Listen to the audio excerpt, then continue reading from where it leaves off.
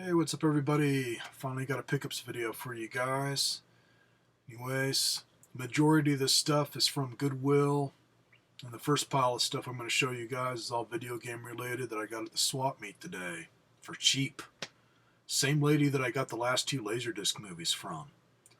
And I didn't ask. I'm guessing this is stuff that she's got on consignment, as it's not just her. But if it's consignment, whoever had them, man, they don't want much money. All the games were $2 a piece, and all for GameCube. This first one here, this is one of my favorite games on the GameCube. It's really addictive. It's one of those run and gun type shooters. It's PNO3. It's in product number 3. It's by Capcom. Plays this lady that's got different suits, and all of her moves and stuff for her power-ups and shooting is like different dance moves. And then all the stuff you're shooting at is all kinds of different robots. Real cyberpunk type game. And pretty damn good graphics. Not much on color until you start changing out your suits, as you can keep upgrading until you get to really powerful suits where you just blaze through the levels. Just a fun game. And grab this copy because it's in really good shape. If it was beat up or scratched up, I would have left it because I already have it, but this is in really good shape. The disc is practically new and all complete. So, definitely one worth picking up. Plus, I'm a pervert. She's got a really nice ass, so get it just for that. This one, I believe I already have this on Xbox, but I don't play my Xbox games that much. Rather have it on GameCube, because smaller system. I got room for it in here to set it to play. And this is a good game also. And also in really good condition. Just a couple of really light scratches on it. Whoever had these took care of them. And they were nice enough to leave a napkin in here with all the cheat codes. Turok Evolution.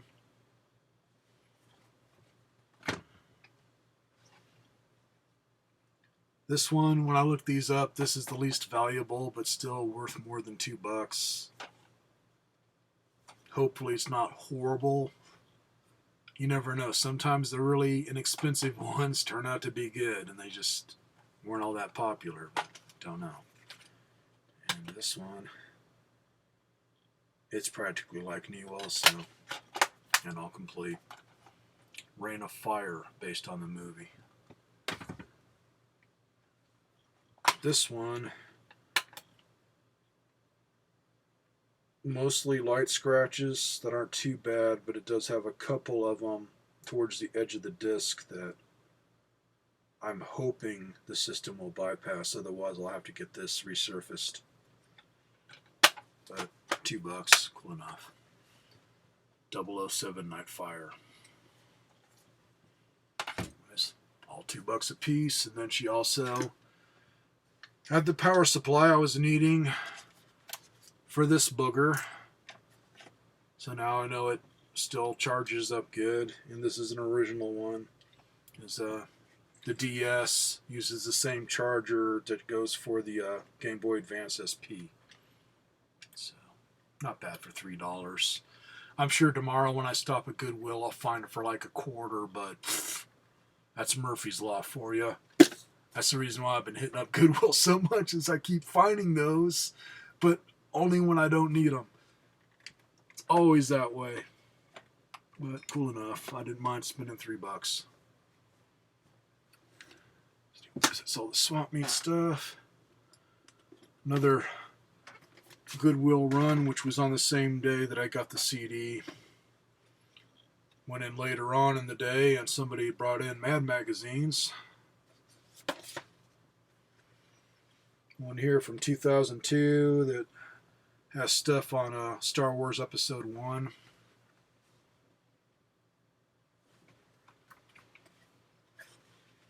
on Piercing. It's Collector Series number 14. This one is, let's see, number 14. And okay, the Piercing one was from 1995. Collector Series 14s from 1997. This one's from 98.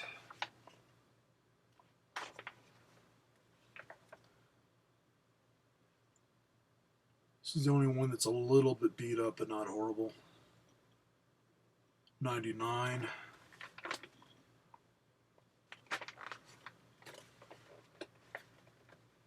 It's another one of the kind of the collector type ones. It's got color versions of 3 of the older Mad magazines. Yeah, classic ones when they were like 10 cents. Doesn't give the damn. Huh. That's weird. They show the covers of the originals, but they don't give the year. They're just saying classic, so cool enough.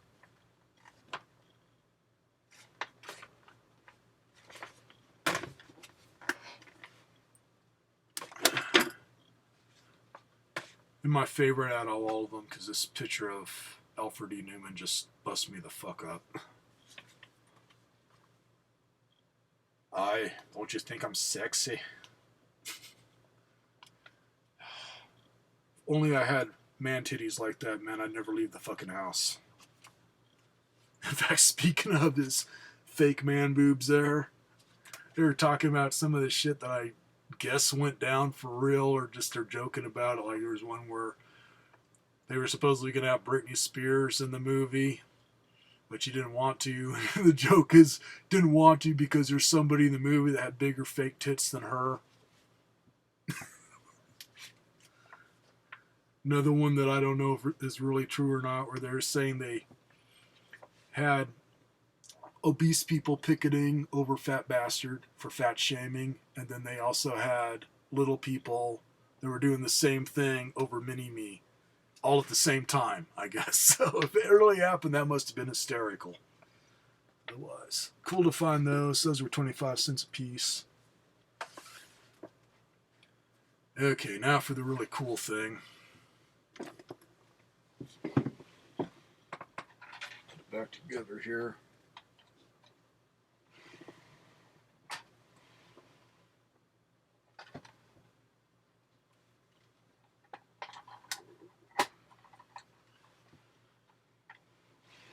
And this is something to wear for my store, man, on how toys come into that place being so beat up that it's like, why didn't you just throw it away? This is just unbelievable to find. This is the one from 1978. I think they did it in 78, and then they made another one for Return of the Jedi. So this is for New Hope. And it's in not bad shape. It's got a few little problems, but nothing major. Anyways, this is a TIE Interceptor. And right off the bat, little wingtips there. See that little nub right there? It's busted off of the top one, but not to the point where it bent the shit out of everything, so doesn't take away from the appearance. And then something else that I spotted that's broken has to do with why I'm holding it like this. Is this wing likes to pop off easy. I'm trying to show you here. There's little flat clips on each side of the wing right there that fit into a notch so they don't rotate up and down. Anyways, this wing they broke off. Hence why it likes to pop out of place kind of easy. Doesn't do it when it's sitting on the shelf, but if I tip it like this without my hand there, it wants to fall off, and I don't want anything else breaking. Otherwise, something from 78, the stickers are in pretty damn good shape, other than just the usual wrinkles here and there, inside and out. It is missing the sticker off the cockpit seat, and I was hoping that it fell off just from heat and slid inside of it, but no, too good to be true. It obviously came off a long time ago. So on that, what I'm trying to do is hunt around online and see if somebody's got scans of it so I can just print one out and stick it on. Because I don't plan on getting rid of this ever, man. This is going in my personal collection. I don't have too much stuff from original Star Wars. Otherwise, condition is just not bad at all, man. When you guys hear what I paid for, it's going to make you sick.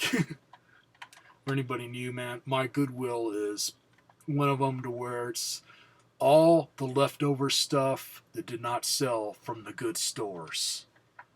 It's one of them where they just got binfuls of things mostly, and then you just go through it, and it's so much per pound. And this didn't weigh much at all, so it was cheap. Take the wings off here so I can show you guys what I had to do to get this thing working. As it does work, it just took a bit to get it working. As like a lot of the retro toys I find, or anything retro, they always have the goddamn batteries in them. And this time they really exploded bad and just leaked acid all over the terminals. So, pop a couple batteries in so you guys can see it light up and hear the wonderful sound that it makes. And I'm sure parents back in the day just fucking loved. And the way it makes sound, I doubt if all these sound the same.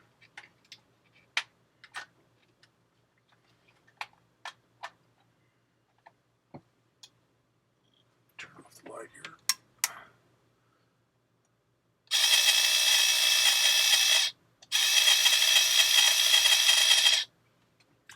Now it makes that annoying sound as there's a motor inside of it.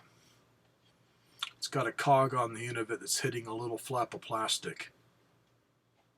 That's it. Just real basic. So fortunately, none of that got ruined to where it wasn't somebody that was just walking around all day with a button pressed, which I've seen some kids do, and just fried it. So it was just the batteries that leaked. As you can see the front of it there. Looks really good. It's just dusty. All I did was open it up and just get it working. I didn't clean anything yet, so I got to take that off and just go over it with some dish soap. But there's no yellowing, so wasn't anywhere where the sun was hitting it and bleaching that plastic. All the plastic really looks good. None of it's discolored. Hatch opens up real good. Seat goes up and down real good.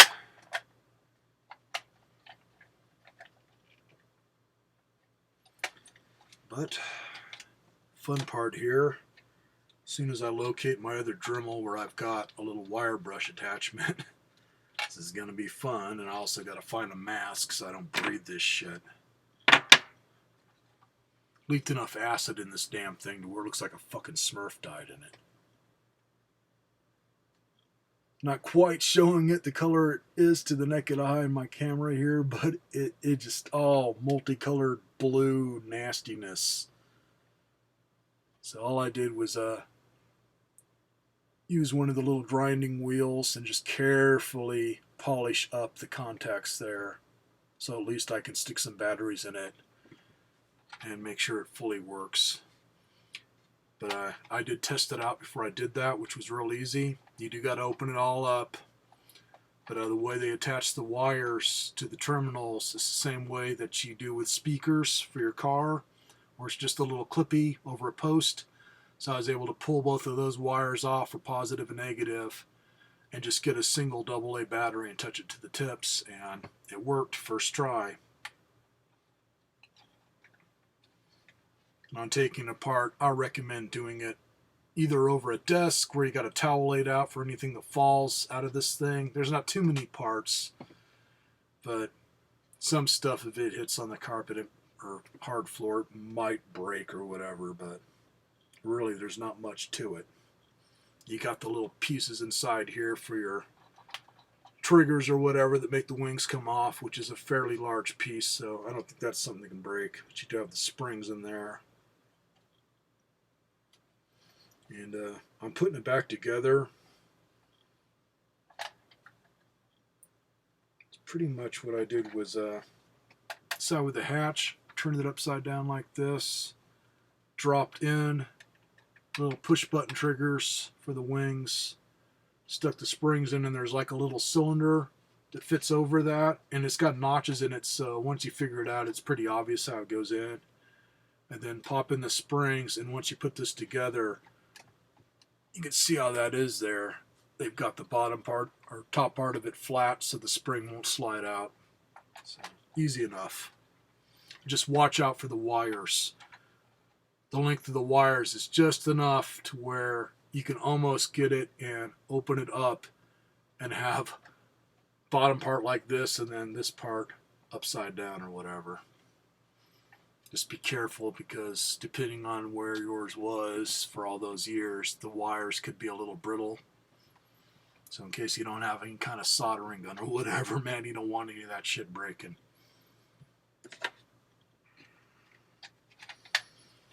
So now for the kicker. Being that this was something that they weighed out, I got it for under $2.50. It was like $2.36 or something, man. Dirt freaking cheap. And this kind of stuff, even if you find just the pieces, like if you just found this, if you can get it dirt cheap, buy it. Especially after watching some other people's videos here on YouTube, just showing them off. There was one guy that was just showing what he did to repair it. And that's what he was doing, was just buying the pieces that he needed, mostly off of eBay or whatever, to put it together so you'd have a complete toy. So parts and pieces are valuable, especially when it's the original vintage stuff. So that's the end of this vid. Hopefully I'll make it to the swap meet again next weekend. Don't know. Never know what our weather's going to do, man. We keep waiting for monsoon season to hit so we at least get some rain to kind of cool it off. But man, it's just been staying hotter than hell.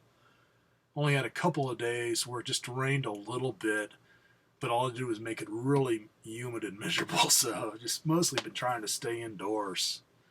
Because I've got osteoarthritis all over, man. My feet and neck and spine, just all over. And anytime the weather gets like that, I hurt like fucking hell, man. To where, if only they legalize so I can just go to the store and just buy a hippie cake and just eat the whole fucking thing and sit in my chair comatose for a few hours. There's no painkillers that touch it. It's just not fun. So, at least now it's just staying warm to where it's just miserable to go out, but it's not making me hurt all over. So, if I find any more stuff at Goodwill, enough to put a video together, I'll do another. That's pretty much what I was doing, was trying to build up enough. I was going to do just a video on the Star Wars item, but I don't like to just do vids on one single thing. To me, it's not worth the time. I'd rather show you guys at least a handful of stuff. So, once again, catch y'all later. Hope you guys are having a good weekend. Not sweating to the oldies like me. If you're in Arizona, you already know life sucks, so whatever. Later, everybody.